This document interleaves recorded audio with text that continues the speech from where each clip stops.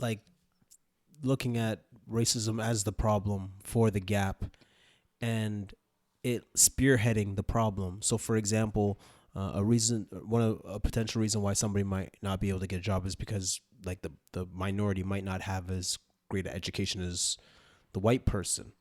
And the reason why they don't have as good as education is because of racism, or the reason why the person is disadvantaged is because of racism, and that's why they can't qualify for these jobs. So racism, it still comes back to racism.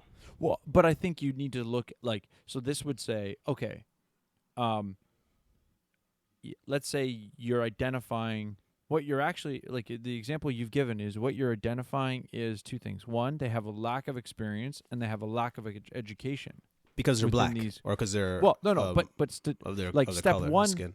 Yeah. So step one would be in the data set that we're looking at right now. Mm-hmm. You would add levels of education and you would Exactly. add levels of experience, and you start to identify that okay, within the black community, these two factors are really low. Okay, so now I need to dig deeper on and start to say, okay, what is the cause in that population group Yeah. that makes it different? It might be racism. That's a reasonable hypothesis, but now Mm-hmm. you need more data to substantiate, Mm-hmm.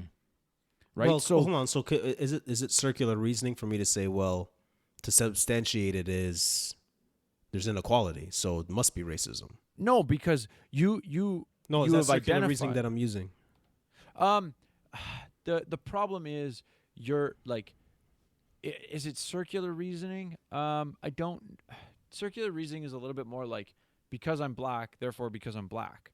Like, it's what I mean is, um, we're saying, oh, there's income inequality It's in because the of. races. Mm-hmm.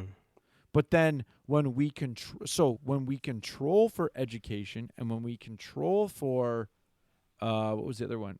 Years of experience, Mm-hmm. we find that black men who have the same years of experience make the same as white men. Mm-hmm.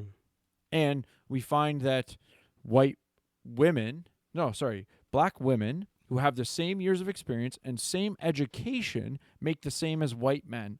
And actually statistically we find that they make more because they're in higher demand. But that's a whole nother ball game that listeners are going to be like, "What?"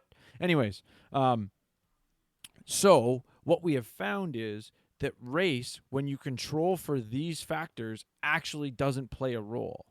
But what we do find is that the black race has a higher proportionality of low experience, low education. Why? And then once we That's find a that, great that's a separate study. But that's where you need to Yeah. dig into what are the factors. So now look at the black community. What are the factors within the black community for the people who have high education, high experience? What are the differentiating factors for who has low experience? Because arguably, the guy who has a lot of experience and a lot of education might say, well, I experienced racism as well. And maybe the level of racism was exactly the same. So then the question goes, well, okay, so what was different in this person if they let's say arbitrarily, I'm just kind of, let's say they experienced racism 10% of their life. I don't know, I'm just making that up, right? But that was across the board the norm for all black people. But there's disparity in outcome between black people. Mm-hmm. Some of them have high education, some of them have low education, some have high experience and low experience. So the question becomes, why? If they've experienced the same amount of racism, it can't be racism Yeah. because everybody would have had the low number. Now, it may be a component of the factor, right? Like maybe the reason why the proportionality is what it is, you would have to say, well, black people have a lower access to education, or if the government was causing certain groups of people to all live in the same place, and then you identified that those schools had lower quality teachers and lower paid teachers, like now you could start to say, okay, well, the government has been doing X, Y, and Z, that's leading to a lower quality of education because we can tell that the school systems that these particular people group are in is of lower quality. Yeah. And this is exactly why I'm pointing back to the importance of controlling for things in this study, because if they were able to control for more things, we'd actually get more information, right? Because when you're doing research, you should come to the conclusion of, I know when you're doing research, you should try to be as unbiased as possible, but we all have our biases. But your real attempt and your mentality for research should be like a detective, right? And nowadays there are people who want to prove their point, right? They already have an argument in view, and they want to try and use the research to prove their point. In reality, what you should be doing is coming across saying, I don't know what this data is going to tell me, but let's control for as much things as possible, and let's see what's actually causing the biggest change. Their approach should have been, is there a gap period between these things? And if there is, what is causing the gap? But if we immigration? read, Is it rate? but if we read the Twitter profile of the group, it says independent, nonpartisan research on social, economic, and climate justice. Yeah. So to some extent, they're telling you their bias up Exactly. front. Exactly. Even though it says nonpartisan. Yeah. Well, nonpartisan means that they basically that they're not endorsed by a particular party. Yeah. But they're partisan if you think that like they're left leaning. If left is a partisanship to you, well then they're partisan. Yeah. So the goal Right. should have been, what is causing these differences, if they are differences, and be open to think, oh, maybe there's no difference, or be open to think, if there is difference, what is the biggest cause? Is it a difference in experience? Is it a difference in immigration? Is it a difference in language barrier, which also affects education, right? You can't be as educated if you're struggling just to learn the language that Comprehend. the teacher Yeah. is speaking to you, right? What are the different things? And then once we break it down further, okay, maybe we found something that is a huge difference. Maybe it is experience or education.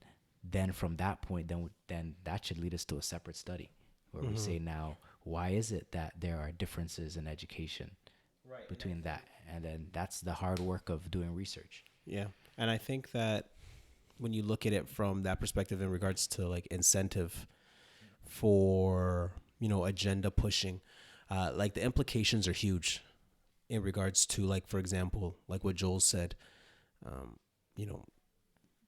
racism, all black people experience racism, let's say, but there's different outcomes. There's disparity among black people because there's black people who are doing well and who are thriving. And then there are those who don't, but that's not part of the conversation because, politically, it's a great argument for, getting funding for policies or whatever the case may be, or elections. But if there really is black people who are thriving despite the inequality that we see, we have to start factoring, okay, well, why is that group of black people doing well? Like, start factoring in, okay, well, is it family? Is it a particular people from a particular country?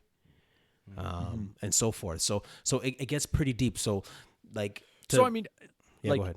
not to just like one thing I want to say is like I thought when I started looking at the data, like I was going to ask you guys this question, but the question I'm going to ask you, but I'll answer it for myself first, is, was there anything when you were looking at this that started to stand out at you?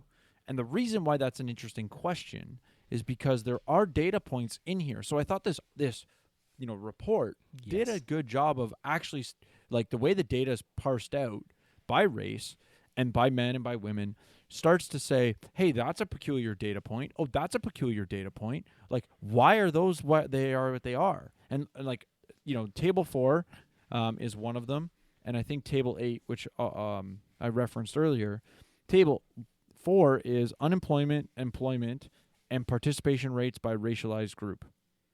What is, like, when you look at this chart, the numbers are all over the place, right? And so, but they're being compared with non-racialized population. So, question becomes, for the people groups that have unemployment rates below non-racialized or white people, that's interesting. And you got some, so the non-racialized population was 8.2% unemployment.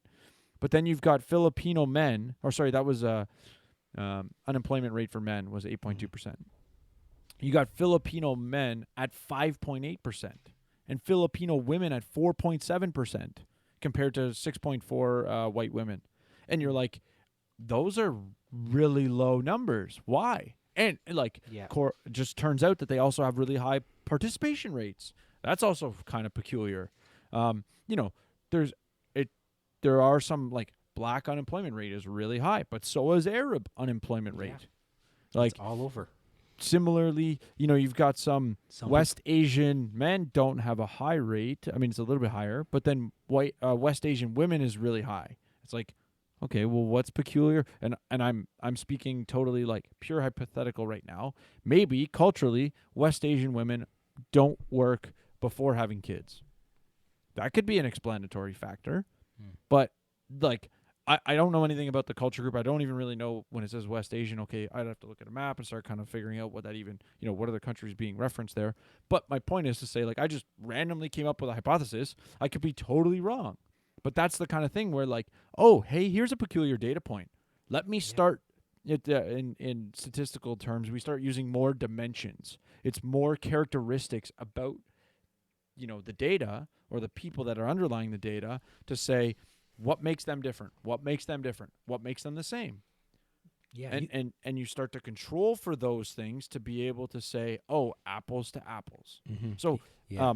you know, I started my ramble with the question, was there anything for you guys that you stood out and went, oh, that's a really interesting data point? Well, it was the one where you look at the Koreans, Filipinos, some of the Asians. You could easily isolate the data and say, wow, like it seems like Asians are doing better than white people.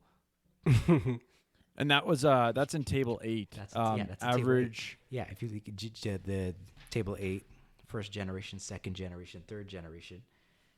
If you look at the Korean and Japanese, you're seeing that by the time they get to third generation, they're outperforming by 1. Koreans are outperforming at 1.5%. Yeah, one. Okay, so 1.24. So Steph, so why would you? So what are you deducing from that? Well, if I'm just looking at the data, I'm like, oh, it seems like there's discrimination against. You can make the case and say, oh, there's discrimination against white people if Asians are doing better, or you can even go the other way and say Asians are getting favorable treatment.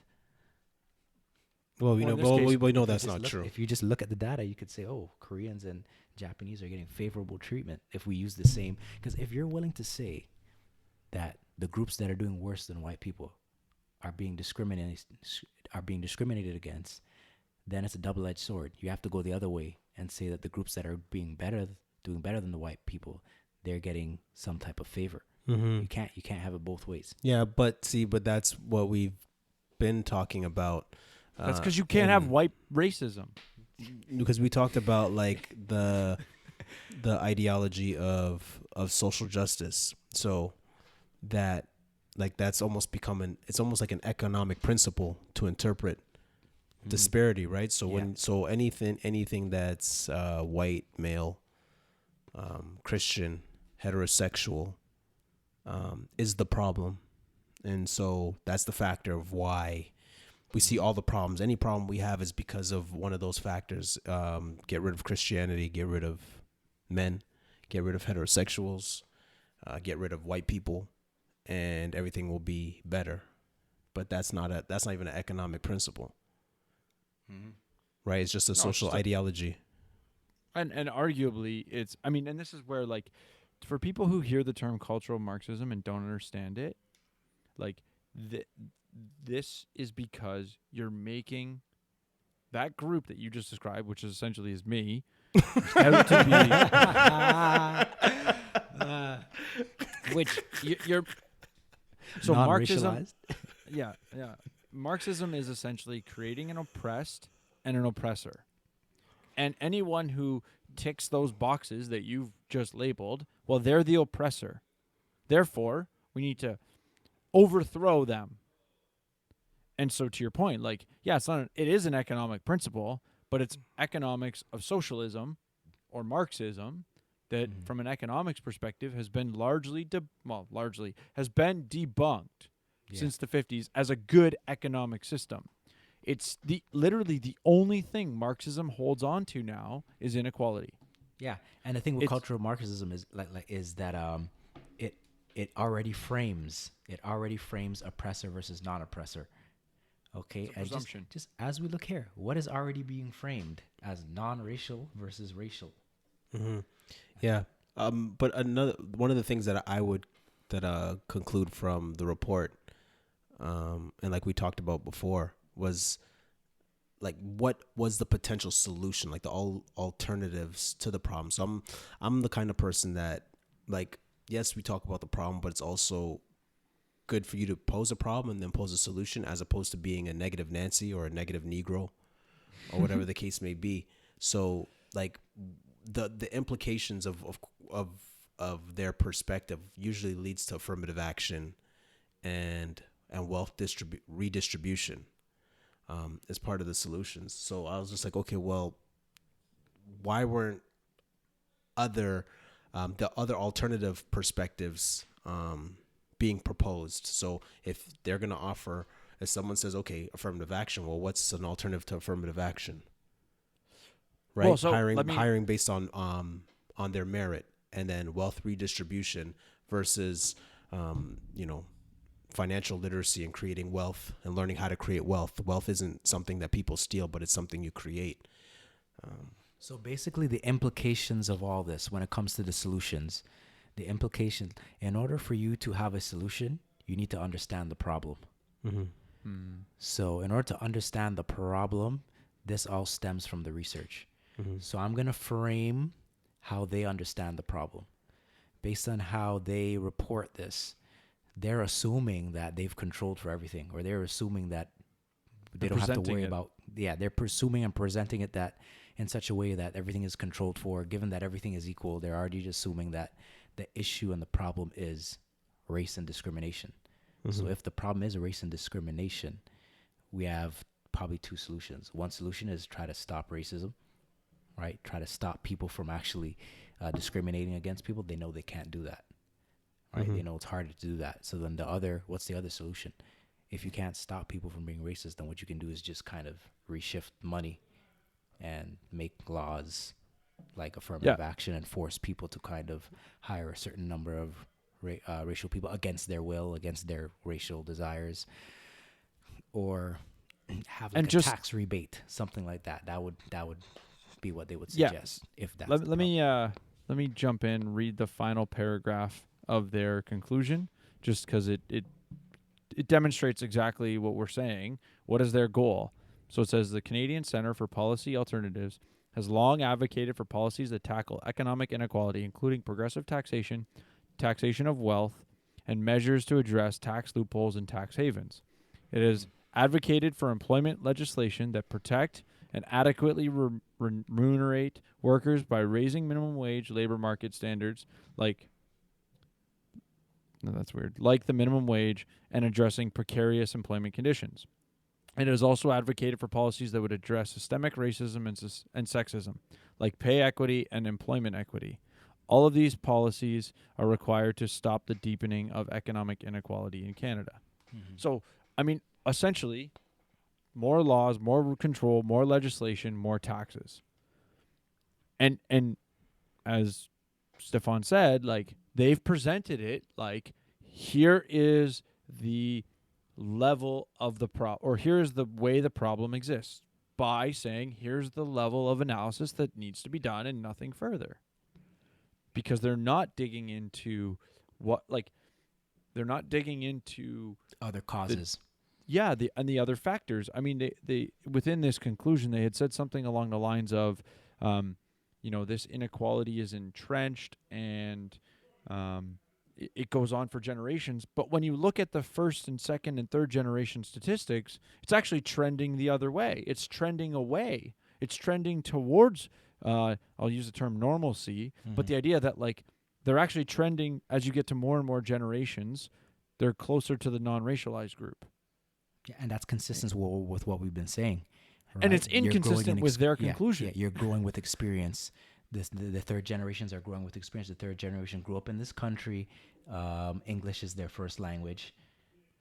All these Well, those different factors that started with the first generation are and almost disappearing. one of the problems is like if you have a culture, Like, and I'm not trying. If anything I'm about to say is deemed to be, I'm referencing a particular Racist? culture.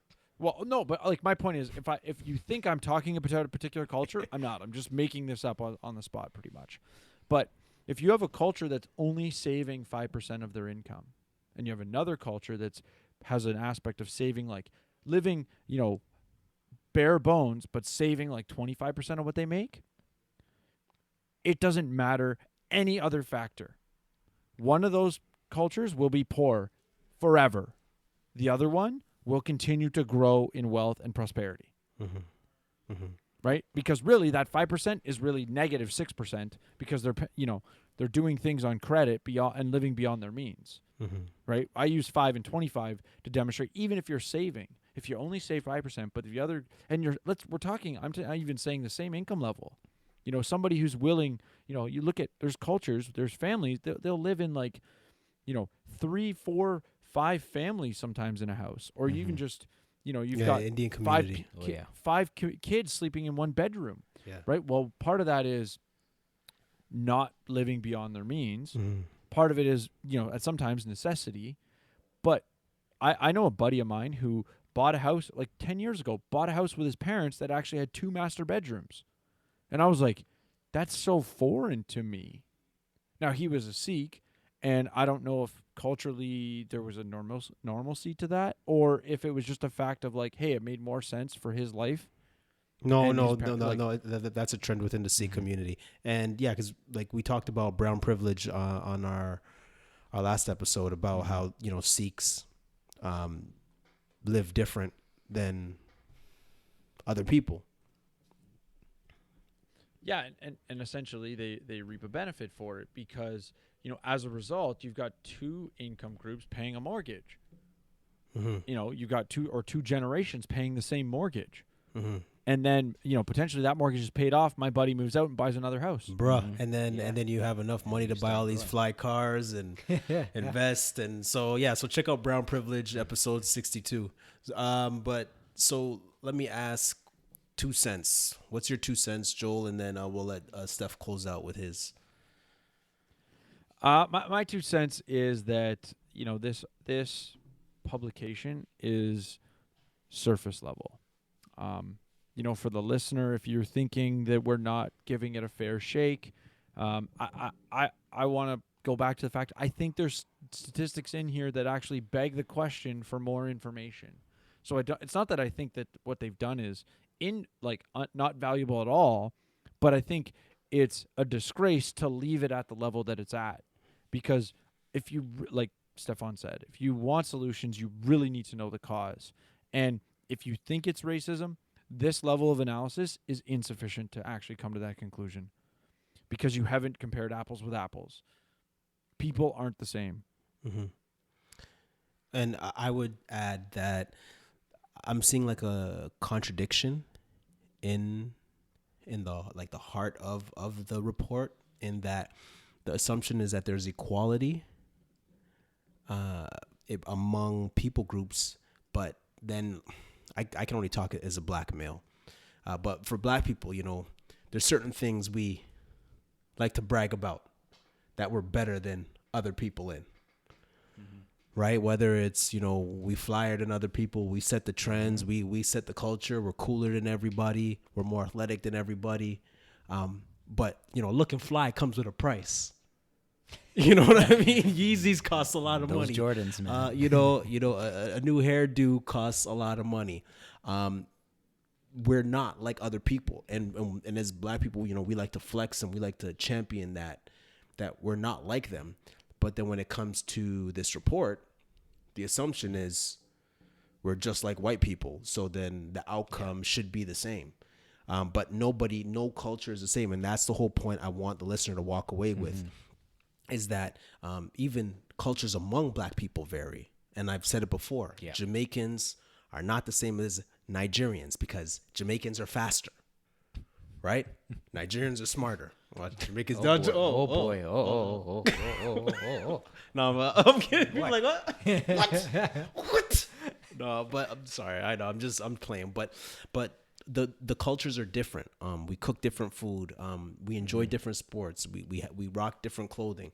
It's different, so we can't even get a same outcome among Black people in those stats, There can even be in regards differences to there. work, and types of work that industries that we're in.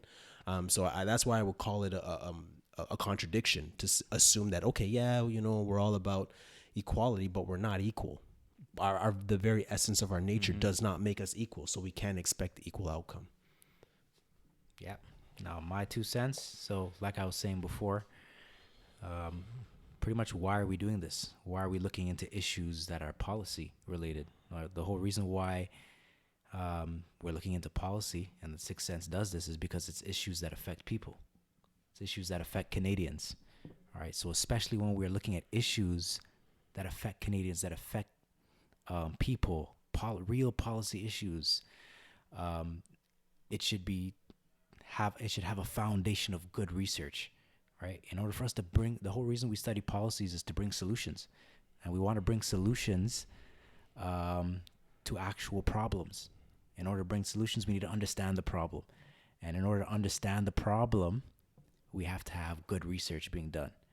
All right. This is why as an economist, I can't stress enough the importance of good research and the importance of controlling things and seeing what's actually causing the problem, what's actually causing the difference. It's only then, until we can truly understand the problem, and that we can actually begin to bring about solutions. All right. And with this paper, they just already assumed it was race. What it could be race, but they didn't. Like Joel said, they didn't do enough controlling for us to realize and come to the conclusion that it is race. What if the problem is something we haven't even conceived about, and we invest thousands and thousands and millions of taxpayer dollars to try and solve this problem? We're actually only making it worse. We're actually taking extra tax dollars from everybody, making them even more poorer, and still not solving the problem. So this is why it's important that we invest in more and more research, and I think this needs to be done more. Yeah. Well said, Steph. I want to do a quick shout out to the reason why we did this show. One of our listeners, Grant Sutherland. So he's a longtime listener, and so he sent me the report, and he's just like, yeah, Sixth Sense needs to do an Chop episode it on up. this. Yeah. So he sent it. So to all the other Sixth Centers out there, if you guys stumble across an article you guys want us to review or look at and report on, please, that's what we're here for, and let us know. And so now we have Steph, one of our interns. If you want to join the Sixth Sense Report team, and you want to join and be like a research consultant or statistics analyst or a social media manager, please send us your email, send us your resume, let us know, and we'd love to add to the team and make a better product. If you love the show and you want to be a part of it, let us know. You can contact us at sixthsensereport@gmail or on our Facebook page or our Twitter page, Sixth Sense Report. So Steph, for the people, if they want to get in touch with you, how can they get in touch with you? Okay, so I'm on Twitter and Instagram. You can reach me on Twitter at Stefan D Econ. So that's Stefan D, the letter D, and then Econ. It's the same also for Instagram. Man, economics never looks so good, baby. Oh yes, oh yes. Please subscribe and hit the bell to stay up to date. If you liked or disliked the snippet, give it a like and share your 2 cents with us in the comment section. And remember, 6 cents makes change.